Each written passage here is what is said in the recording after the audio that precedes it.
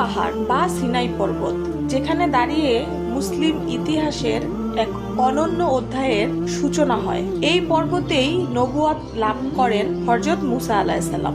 এখানেই তিনি আল্লাহর সঙ্গে কথা বলেন এবং আল্লাহকে দেখতে বায়না ধরেন। আল্লাহর সঙ্গে কথোপকথনের সেই পবিত্র মুহূর্তে আবেগে আপ্লুত হয়ে মুসা আলাইহিস সালাম আল্লাহকে দেখতে চান। বারবার অনুরোধ করেন, হে আমার প্রতিপালক, আমাকে তোমাকে দেখার সুযোগ দাও।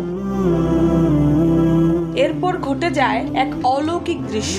মহান আল্লাহ তার গুণের সামান্য তাজাল্লি প্রকাশ করলে মুহূর্তেই বিশাল তুল পাহাড় চূর্ণ বিচূর্ণ হয়ে যায়। এই ভয়াবহ দৃশ্য দেখে মুসা আলাইহিস সালাম অজ্ঞান হয়ে পড়ে যান। জ্ঞান ফিরে পাওয়ার পর তিনি উপলব্ধি করেন মহান আল্লাহকে দেখা কোনো মানুষের পক্ষেই সম্ভব নয়। তখন তিনি বিনম্রভাবে তওবা করে আল্লাহর দিকে ফিরে আসেন এবং বলেন, হে মহামহিম, আমি অনুতপ্ত হয়ে আপনার কাছে ফিরে এসেছি।